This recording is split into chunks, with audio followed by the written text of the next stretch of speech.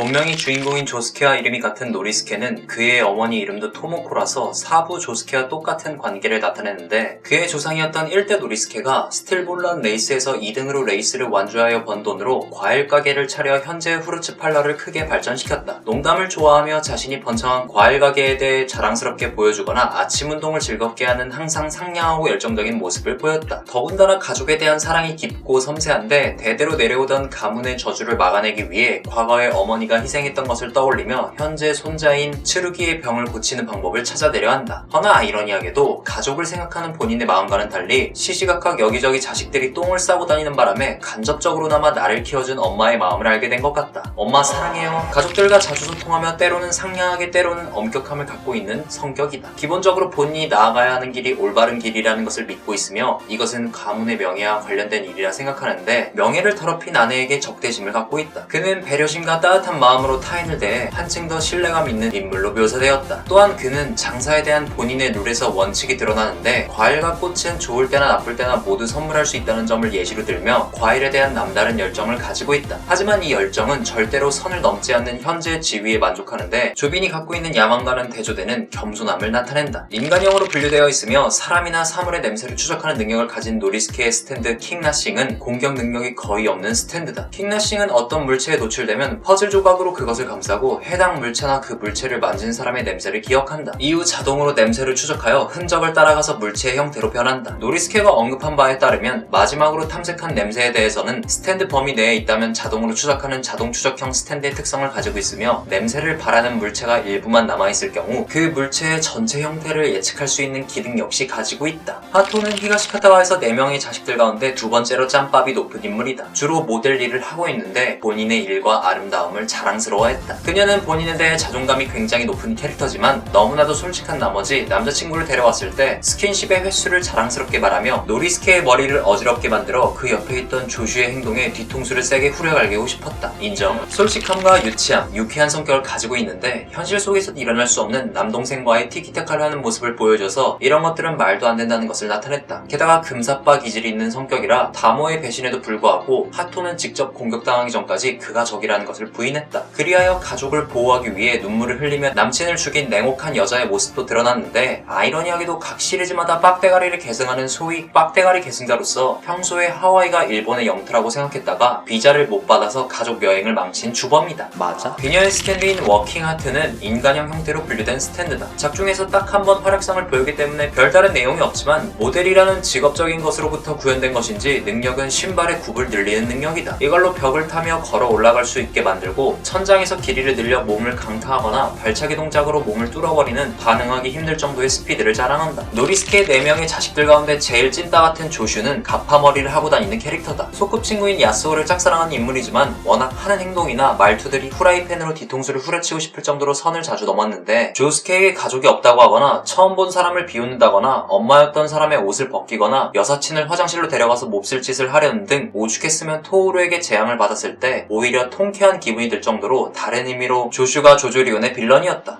조슈는 매우 이기적이며 자기중심적인 견해를 가지고 있다. 이로 인해 어떠한 물건이나 사람들이 믿는 것에 대해 불신을 가지고 있어서 타인과 공감하려 하지 않고 스스로 판단하여 결론을 내린다. 그래서 그는 야스오와 본인이 엄청난 관계로 발전했다고 혼자 생각했는데, 정작 야스오는 조슈와 친구 관계 그 이상으로 생각하지 않아 혼자 소설을 쳐쓰고 앉아있다. 여기다가 무력도 굉장히 심해서 오죽했으면 아버지인 노리스케가 돈을 쥐어주면 내뱉고 있던 불평을 싹 닫아버리는 내 자식이었다면 진짜 호적을 파버렸다. 허나 아이러니하게도 이런 성격에 반해 가족과 관련되어 있는 일에는 어떻게 행동해야 할지 몰라도 격려하고 해결책을 찾는 등 성격에 걸맞지 않는 행동을 보였는데, 정작 야스오가 본인의 손을 가져갔을 때 혼자 상상의 나래를 펼쳐서 역시 사람은 쉽게 변하지 않는다는 교훈을 선사했다. 맞아? 조슈의 스탠드 너킹콜은 너트와 볼트가 여기저기 붙어있는 인간형과 근거리의 형태로 분류된 스탠드다. 작가는 원래 너킹콜의 능력을 소프트 앤 웨트에 주려고 했지만 결국 조슈에게 주었는데, 이 능력은 조슈가 원하는 곳에 너트와 볼트를 삽입하는 능력이다. 여기서 너트를 제거하면 물체는 부서지고 분해되며, 이때 조슈가 물체와 멀어질 경우 다시 원상복귀되지만 그것이 무조건 원위치로 돌아가진 않는다. 또한 본인의 신체 부위를 분리해서 쓸 수 있다. 다이아는 히가시카타 가문에서 막내다. 조스케가 처음 집에 왔을 때부터 그에게 반해서 대놓고 좋아한다고 하지만 정작 메인 히로인이 아니라서 극초반부를 제외하곤 이후에 공기화가 된 캐릭터다. 노리스케의 과잉보호로 인해 아빠와 사이가 가장 가깝고 교도소에서 출소한 카토를 보며 유일하게 엄마 엄마라고 이야기하는 가족 가운데서 마음이 열려있는 캐릭터인데 정작 조스케의 마음을 억지로 열려고 하다가 역으로 참교육당해서 순식간에 머저리가 돼버렸다. 좋아하는 것에 대한 질투심과 소유욕 그리고 상상을 초월하는 집착을 갖고 있다. 조스케의 어그로를 끌기 위해 스탠의 능력으로 얼마 없던 그의 기억들을 지워가는데 조스케를 유혹하기 위한 과정에서 그녀의 밑바닥까지 보이면서